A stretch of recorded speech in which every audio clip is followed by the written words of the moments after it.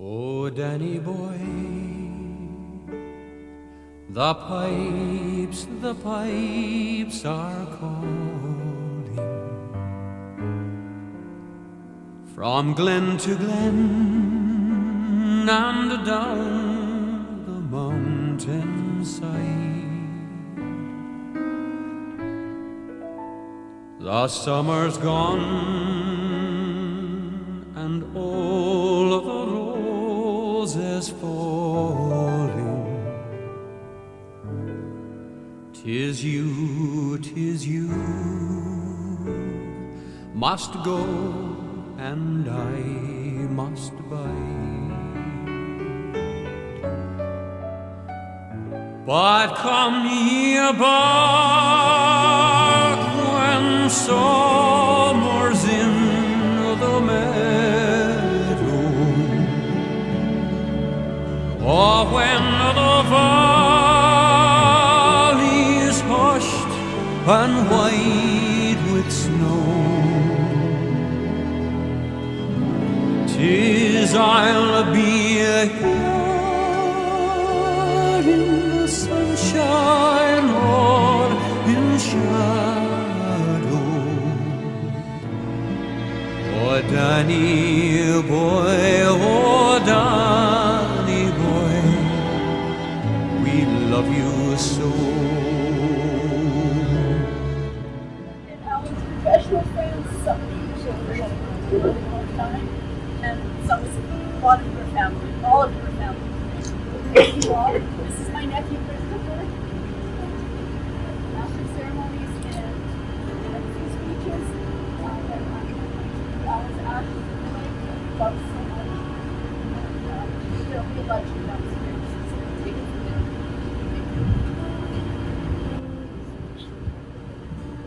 All right, good morning, everyone. I'm going to introduce a few speakers to begin. If I can ask everyone to try and speak up as much as possible so we can hear you, that would be appreciated. Our first speaker today is Alex Salki. Alex was a research biologist with Fisheries and Oceans from 1968 to 2007. His Lake Winnipeg chapter really began in 1969, and over 20 years later, Alex, along with Alan, Mike Stainton, helped to form the Lake Winnipeg Research Consortium. For their grassroots efforts, Alex, Alan, and Mike were awarded the Meritorious Service Medal Award from the Governor General of Canada in 1996. If I could ask Alex to please join me up here, it would be much appreciated.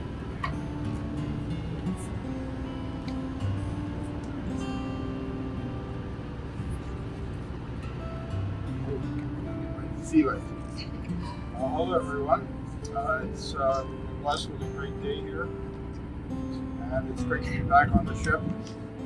And on this occasion, a bit of a sad occasion for all of us, but it's a fitting occasion. I hope you don't mind me reading this to you.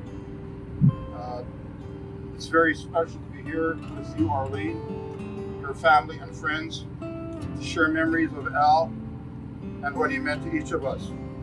Thank you for inviting Catherine and I. All of us were part of Al's life, but we came to know him through different circumstances: family, work, play, neighbors. In my case, Al's friendship and memories were shaped by our common interest in Lake Winnipeg. Al and I were DFO biologists at the Freshwater Institute, assigned to different research questions. Al was focused on northern char fishery, while I was part of the research team at the Experimental Lakes area.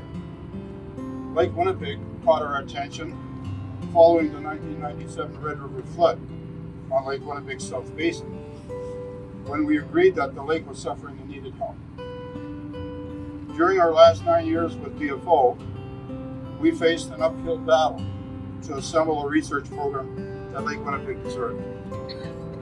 After retirement in 2007, for the next 16 years, Al continued as Managing Director of the Lake Winnipeg Research Consortium. I stayed with the LWRC until 2009, and then moved on to the Lake Winnipeg Foundation. At that point, we were able to keep an eye on Lake Winnipeg from both directions, from on the water and in the land. In 1998, DFO scientists found elevated DDT and PCB concentrations right here in the South Basin, walleye, perch, and invertebrates as a result of the 97 flood. The next question popped up immediately: what about the North Basin? When the news surfaced that the CCGS NAMAO was headed for disposal, a hastily arranged cruise took place in August 1999. As the NAMAO entered the vast North Basin on a hot, calm, dead calm day, no one aboard was prepared for the surprise and shock. A thick carpet of blue-green algae that stretched as far as your eye could see. It was just incredible. At that point, it became crystal clear that a science forum on the scale of the Laurentian Great Lakes effort was necessary to protect and preserve our Great Lake, the world's 10th largest lake. The time had arrived to create the Lake Winnipeg Research Consortium.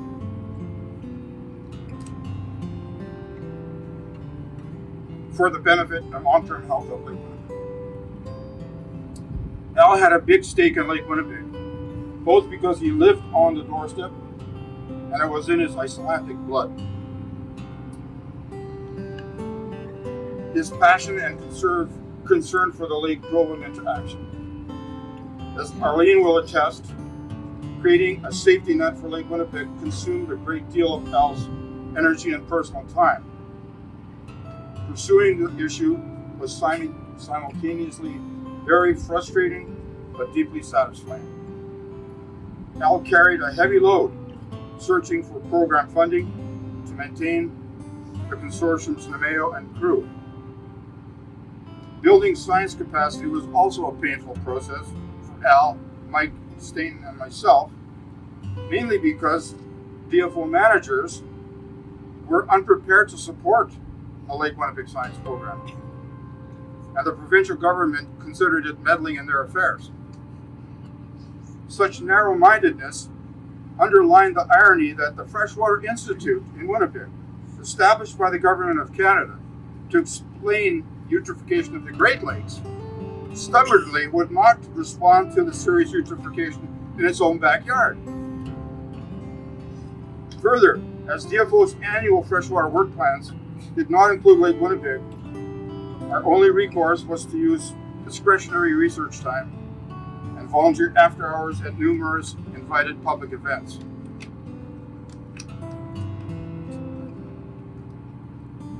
My 82-year-old fingers. Despite the lack of management support, the Lake Winnipeg Rescue Plan crept slowly forward, demonstrating how a bottom-up initiative could succeed when truly dedicated people were involved. I still remember the many mornings that Al and I would meet in his 5th floor office, the FWI, to discuss and agree upon the best path forward for Lake Winnipeg. With Dr. Herb Lawler's experience and advice, Al negotiated the transfer of the Coast Guard NAMAO to the LWRC for the sum of $1.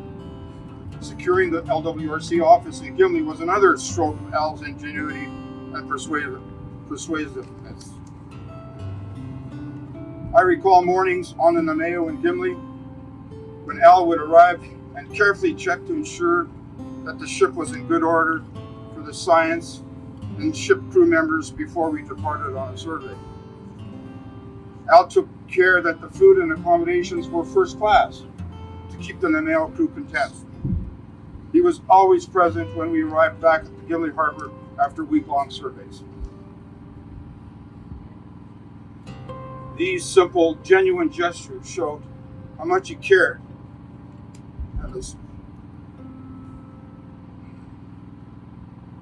And his thoughtful, compassionate leadership will long be remembered. Al's outgoing nature and enthusiasm for people were apparent whenever high school students boarded the NAMAO to learn some limnology. My wife Kathy, formerly a science teacher at Windsor Park Collegiate, recalled Al's lively safety demonstrations and his willingness to discuss science with her classes. His sense of humor was always enjoyed and welcome. My last call to Al was in the fall of 2022, about 4 months before he passed. I sensed the slight irritation in his voice, which I attributed to his haste to get to Gimli before the shops closed. I did not know about his personal battle, and he never let on during that call. I recently learned that Al continued to serve the LWRC board until the very end, a reflection of his tenacity, his values, and his commitment.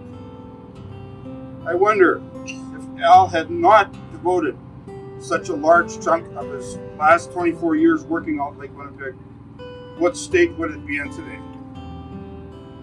I think one of Al's last wishes might well have been, please take care of our majestic lake.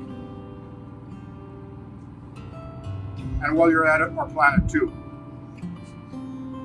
Al's dedication to Lake Winnipeg will be an enduring legacy, and the LWRC a valuable instrument to help ensure that the care continues. It must inspire others to search for better ways to protect our precious living lake that continues to be insulted by human carelessness, phosphorus, plastics, toxins, pharmaceuticals, climate warming, exotic species, and whatever else. These challenges hopefully will be addressed by the newly created Canada Water Agency coming to Winnipeg this fall.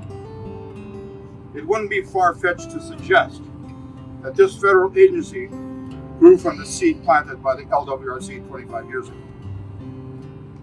In closing, I would like to share a few thoughts from two of Al's DFO colleagues. Dr. Drew Bodley. Al and I were graduate students together. He was always positive and great to be around. I have great memories of our times together and respect him for his independent and courageous points of view. He was a descendant Icelander with a deep love for the lake. And Mike Stainton. Al was a tower of enthusiasm and energy who believed that anything was possible, even a research program on a long-forgotten Lake Winnipeg and a vessel to support it. His personal charm and the respect from those he met made it easy. Let's all fondly remember and salute farewell to our inspirational captain of the MV NAMAO, Dr. Allan Kristofferson.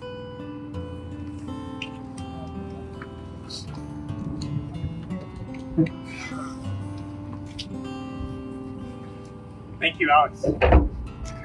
Next up, we have Robert Mashenko.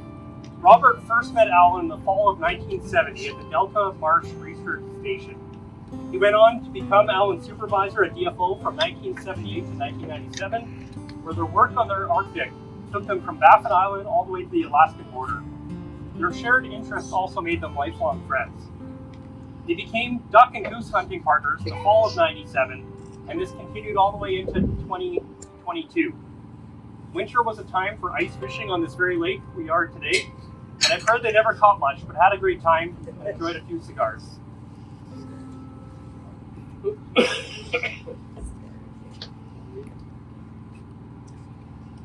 got a lot of notes here, but it's not going to take more than 10 minutes, I hope, early. Alan, you're watching and listening to ensure that we're maintaining your high standards. This is a beautiful day for you. The weather is great. Good morning, everyone. It's a nice day to give our respects to Alan.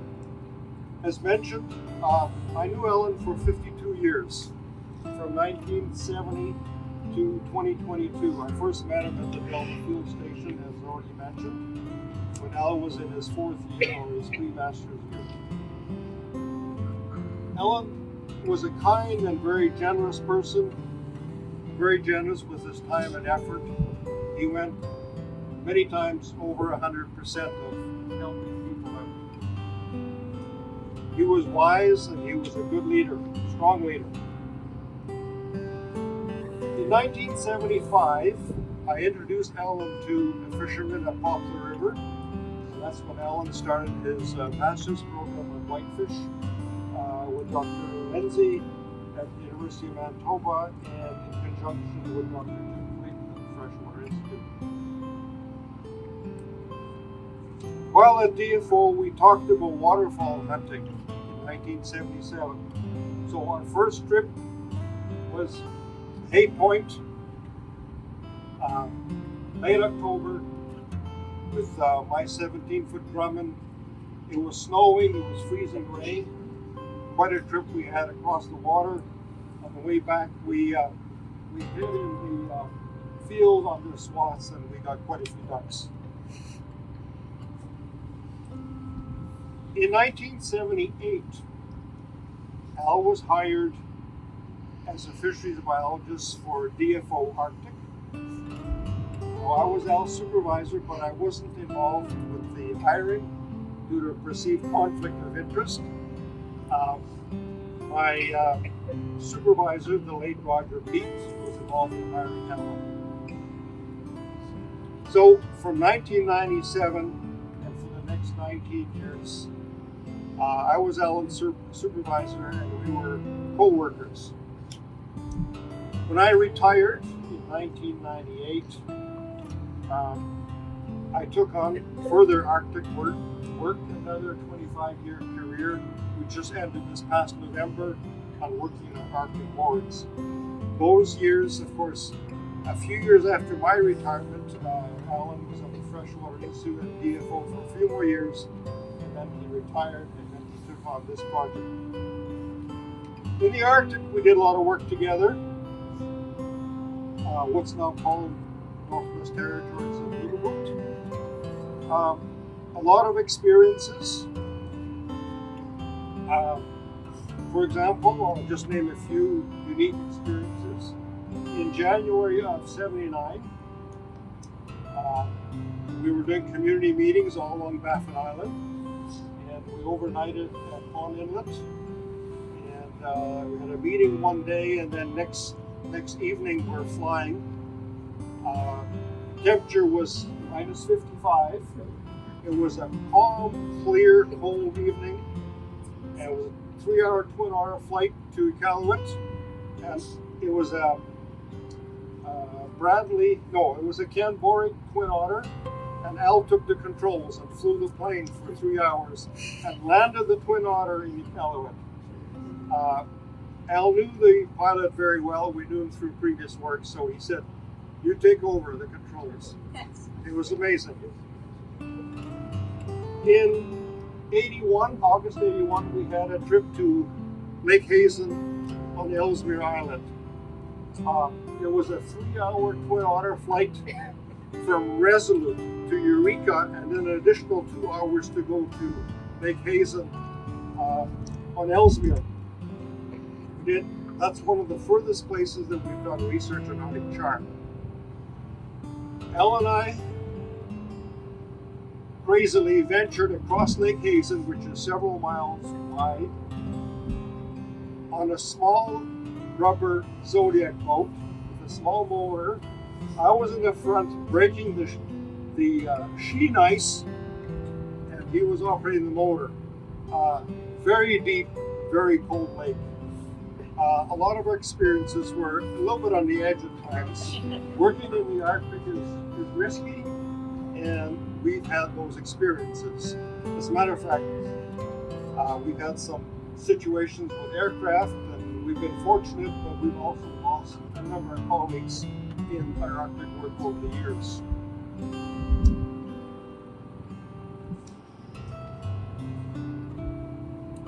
We did a lot of what we call experimental angling. In other words, fishing for Arctic char and lake trout. We were tagging fish. Victoria Island. In the mid-'80s, we did a trip down the Mackenzie River to the Yukon Slope. We looked at Arctic char and Dolly Varden there.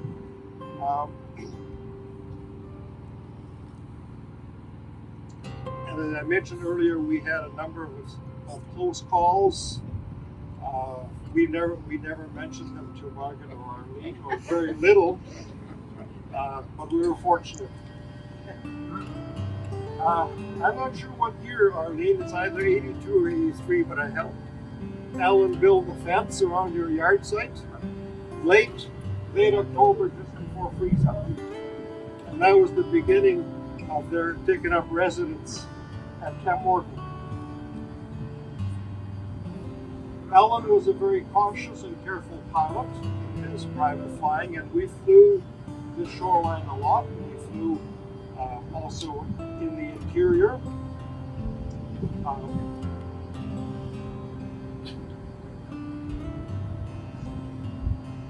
He was also a leader when it came to hunting and fishing. He was the one that would plan the trips. His physical strength and presence was always there.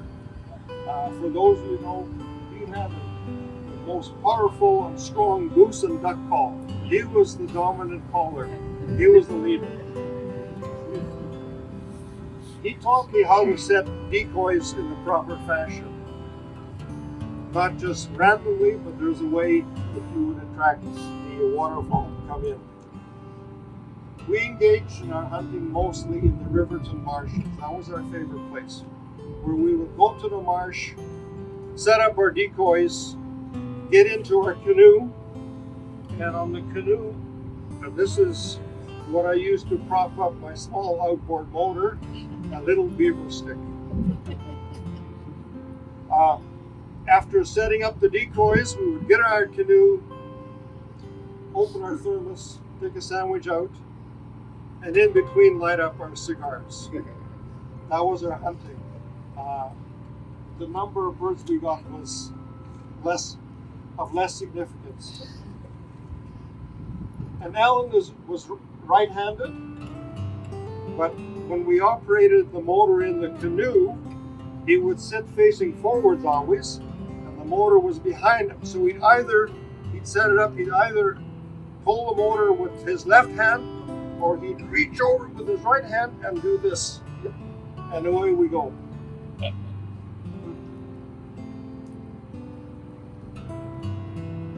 I still have that canoe, and I continue to use it for hunting early. Ice fishing times was mostly in this area, Ukrainian Park Road, right where the major pressure ridge is. And so we're anchored in a very appropriate place for Allan, and of course it's almost directly across from their home as well.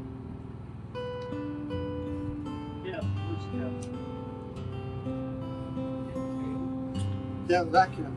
Ken, you'll remember in those ice fishing sessions we had, the fish hut was full of smoke, and the smoke came from the stove, from the cigars, and from the sausage in the frying pan, because Allan liked to fry sausage on butter. And I know, Ken, I'm not sure about you, but I didn't really enjoy the sausage fried on butter. I would have preferred canola oil or something else. But that was Al's thing, always butter. Now, after fishing, of course, we socialized a lot, and Allan was almost always the champion in playing past the ace, hearts, and cheap poker. What I call cheap poker. Allan, we're helping Arlene organize all the items you left behind. You have now joined 4 of our major hunting partners: Norman, Phil, Mike, and Ken, and many colleagues from work.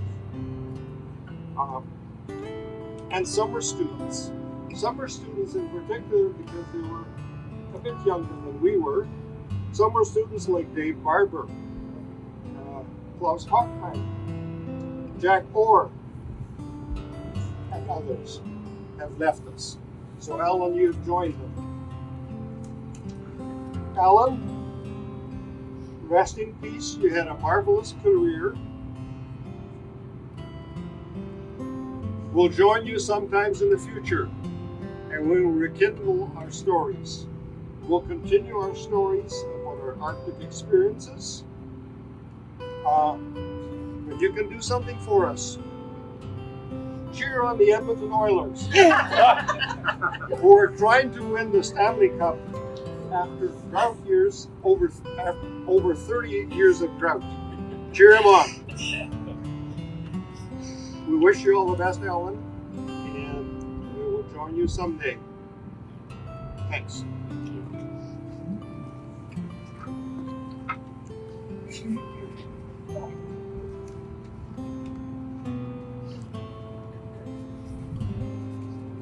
I guess I should have mentioned the significance of this.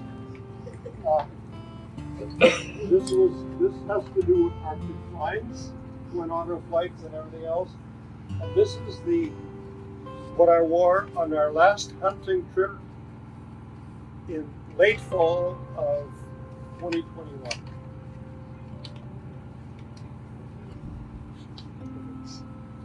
Thanks, Robert. Okay, next up we have Keith Kristofferson. The eldest of the Kristofferson boys, Keith was also a fisheries biologist for both the provincial and federal governments. Keith and Alan shared a lifetime of memories and childhood growing up in Gimli along with their siblings Ken and Judy.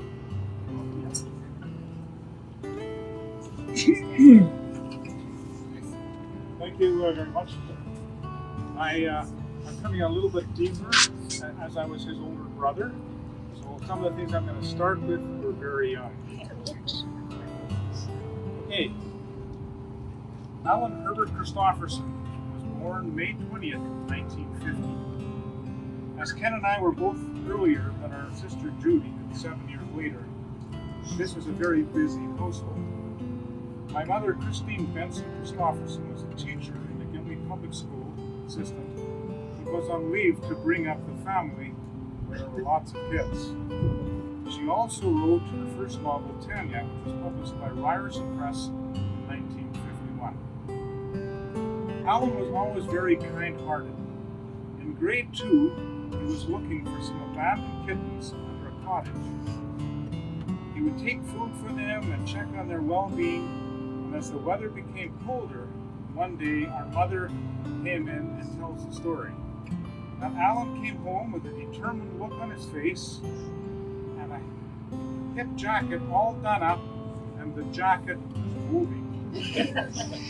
Our mother just said to him, "Put the kittens in the garage," and he continued to look after both of them. All of us began growing up in the Gimli public school system, which ran from grade 1 to grade 7. Alan was a very determined young man, and in grade 3, his teacher was Icelandic, and her name was Bjotn Thorstensen, an Icelandic woman, who was his teacher, and she never married, and was very abrasive as a teacher. Both Ken and I had had her as a teacher, and had gotten through the grade, but Alan was very frightened of her. Bjotn's brother Helmer was the local truant officer. When kids were looking that had left school, truant officer Helmer was looking for Alan and found him out only 2 steps from our house, and he was up a tree. That's Alan. Helmer was very kind to Alan and tried to help him out, but he knew that the things that his sister, the teacher, was often overbearing on Alan. Alan quit grade 3. However, as it turned out, it was only 2 months before the end of the school year, and our mother taught Alan until the school ended. Alan went to school the next year in grade 4, where the teacher was a Miss Irene Egerton from Heckle Island. Alan was very fond of her and said the whole class loved her. So Alan was moving up slowly. So we all graduated Gimli Public School and ended at grade 7. From there, the 4 of us went on to the Gimli High School from grade 8 to 12. And after that, all of us attended the University of Manitoba. As the 3 of us began to go through high school and university, one of the things we liked to do a lot was to go hunting, to go fishing, to go boating, skating, and skiing.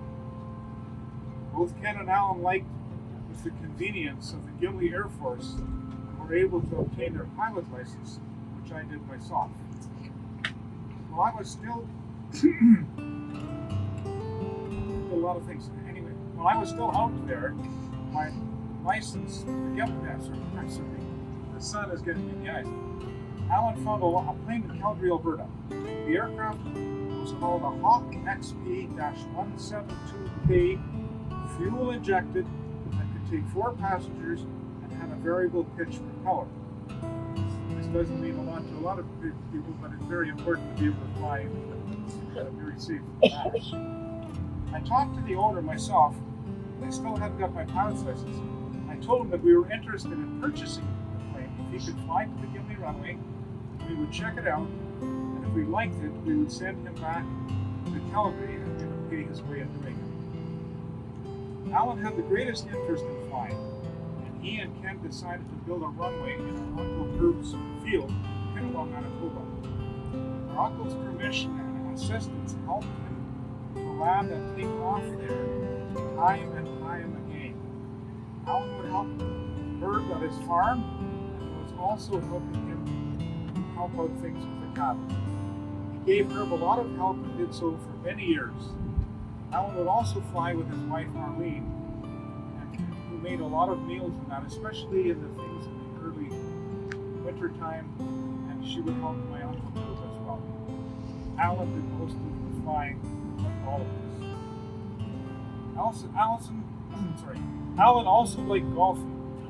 Spring, summer, and fall on various golf courses north of Gimli, Artemis, and Hecla Island, and liked to go with his good friend Billy Perlmutter. Alan, Ken, and myself also did a lot of duck and goose hunting during the fall season, as Bob Mashenko has told you, but occasionally we did skip school periodically. Alan went to the University of Manitoba and got a BSc in biology in 1971. Alan was hired as a fisheries technician on Lake Winnipeg for the Provincial Fisheries Department from 1978 to 1979.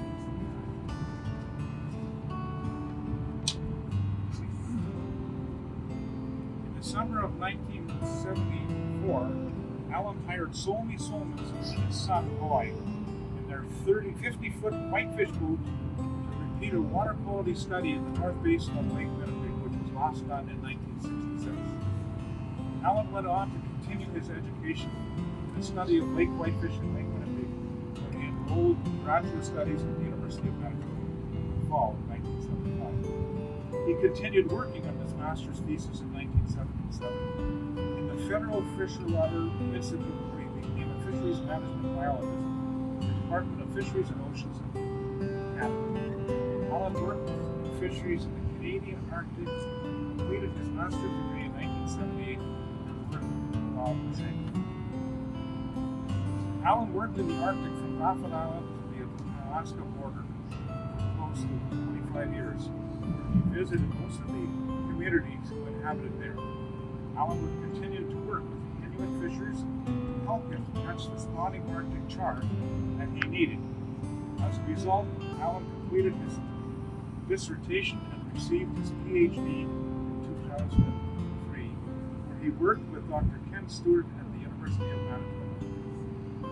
Alan continued to work with many other researchers who were in the Experimental Lake Area, ELA, in northwestern Ontario.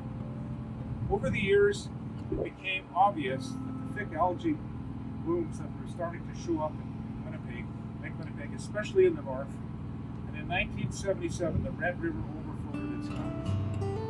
The CCGS NAMAO was used in 1996 by the Geological Survey of Canada to study these recent geological changes and the habitats in the lake. Alan and his colleagues went on to form a consortium to do research on Lake Winnipeg, which was approved in 2001 as the Lake Winnipeg Research Consortium, LWRC. Alan once told me a story, and Bob Mashenko knows a little bit about it.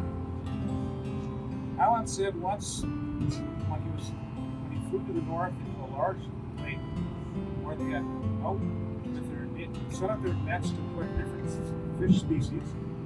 As they took it out from the fish from the nets, it was getting dark. They had to load up the plane and fly out before it got too dark. markers came early in the north area. The pilot took off and headed inland to get to the nearest runway. They could take out their fish species. Suddenly there was a large bang, and there was a large ridge that they had hit, and it was quite high up as they were heading over the lake.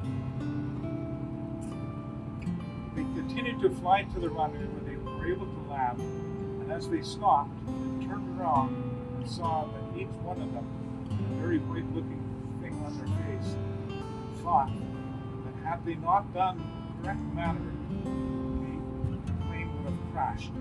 When they looked, they said when he turned behind that, he saw part of the back end of the aircraft had collapsed, and the two windows in the back also smashed. So Allan was very lucky. Allan was very kind, thoughtful, and generous, and helped as many people as he could. We miss him every day. Thank you.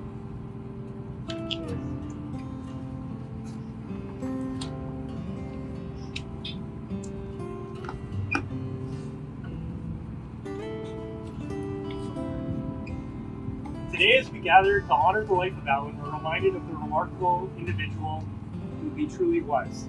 Thank you to Alex, to Robert, and to Keith for sharing some of these stories. It's really a testament to how much he's achieved and what he's been involved with, including the ship we're on today. He was not just an uncle to me, but also a beacon of wisdom, wit, and inspiration. Allan truly possessed a rare combination of intelligence, humor, and warmth, what made him truly unforgettable. His wit was as sharp as his mind, and his wisdom was as deep as his compassion. He really had a way of seeing the world with clarity and understanding, and offering guidance and support to those around him with an opening heart and listening ear. Beyond his intellect and humor, he was also a person of great integrity and character. He lived his life with purpose and conviction, always striving to make a difference in others' lives. Whether it was with his education, his relationships, his family, or his involvement with Lake Winnipeg, he approached every endeavor with dedication and passion. Perhaps what I'll remember most about Allan was the way he inspired me both in my own personal life and through my career in engineering, giving me the opportunity to try new things and even learn how to operate some really heavy equipment at a very young age that I probably shouldn't have been doing. And how to swear. He had a strong gift for encouraging others to reach for their dreams and embrace their uniqueness, work hard, and never settle for anything less than their best. And his words of wisdom and encouragement will continue to live on with me today. As we mourn the loss of Allan, let's also celebrate the legacy that he leaves behind. He may no longer be with us, but he lives on in our memories we hold dear and lessons that he has imparted. May we honor his memory by living our lives with the same passion, purpose, and love that he exemplified. Allan, you were more than just an uncle to me. You were a shining example of what it means to live life to its fullest. Your laughter, kindness, and your wisdom will be deeply missed, but your legacy will live on in the hearts of all that were fortunate enough to know you. Thank you. This is Ramin and my sister. 'Tis I'll be here in the sunshine or in shadow. Oh, Danny boy, oh, Danny boy, we love you so. And when ye come and all of the flowers are dying, and I am dead as dead I will maybe, you'll come and find the place where I am lying, and kneel and say an Ave there for me. And I shall hear the soft your tread above me, and on my grave will warmer, sweeter be, and ye shall bend and tell me that you love me, and I shall sleep in peace until you come